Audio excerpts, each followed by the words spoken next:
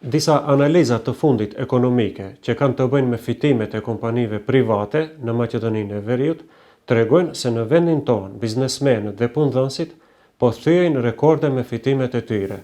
Supermarketet ku blejmë çdo ditë, kompanitë energjetikës, si dhe firmat e ndryshme tregtare realizojnë fitime që rriten deri në 50% brenda një viti. Ajo që duket e paimagjinueshme, por që është e vërtetë, është se kompanitë private në Maqedoninë e Veriut fitojnë mbi mesataren e asaj që fitojnë kompanitë në Evropë.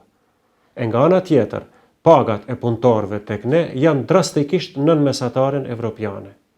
Pyetja që parashtrohet është shumë e thjeshtë.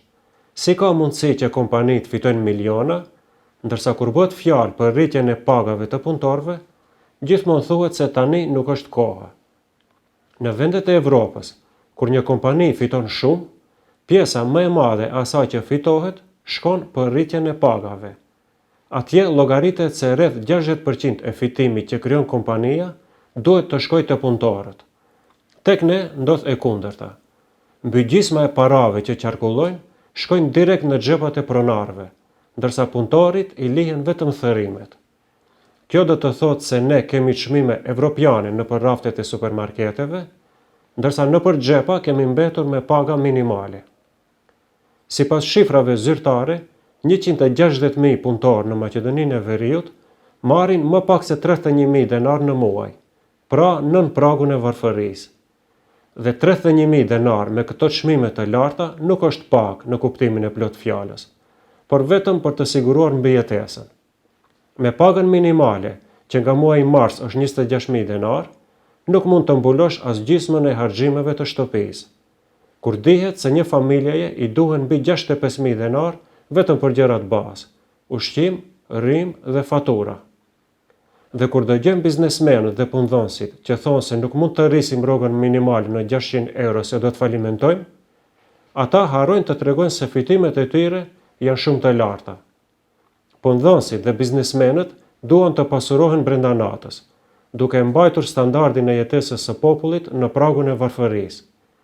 Ky lloj kapitalizmi i egër që po krijohet tek ne, po i dobon qytetarët nga shteti, sepse këtu punëtori duhet të punojë vetëm për të paguar faturat. Kjo pabarazi e thellë që po krijohet me kapitalizmin e egër, po krijon një grup të vogël të pasurish, një elitë që pasurohet shpejt, ndërsa shumica e popullit mbetet në prag të varfërisë. Dhe ku është shteti në gjithë këtë mes? Gjatë gjithë 36 viteve demokraci, të gjitha partitë politike, të djathta apo të majta, gjithmonë kanë qenë shumë të afërta me pronarët e kompanive të mëdha, ndërsa për jetesën e qytetarit nuk janë interesuar fare. Këtë e pa më së miri vitin e kaluar, kur gjykata kushtetuese e anuloi ligjin për tatimin e solidaritetit. Si rezultat, shteti duhej t'u kthejë mbi 50 milion euro plot 156 kompanive të mëdha. 50 milion euro u kthyen të më të pasurit brenda natës, dhe askush nuk reagoi. Kjo heshtje dëshmoi qartë lidhjen e ngushtë të politikës me biznesmenët e fuqishëm. Shteti ynë me kushtetut e quan veten shtet social, por nuk mund të jesh social me çmime të larta në treg. Në shoqërinë tonë, e cila është ndërtuar mbi vlerat tradicionale dhe morale, duhet të mbisundojë drejtësia. Dhe drejtësia është kur rritja e fitimeve të kompanive reflektohet edhe në rritjen e pagës së punëtorit. Nuk mund të ketë as shtet e as ekonomi nëse qytetarët nuk jetojnë jetë cilësore.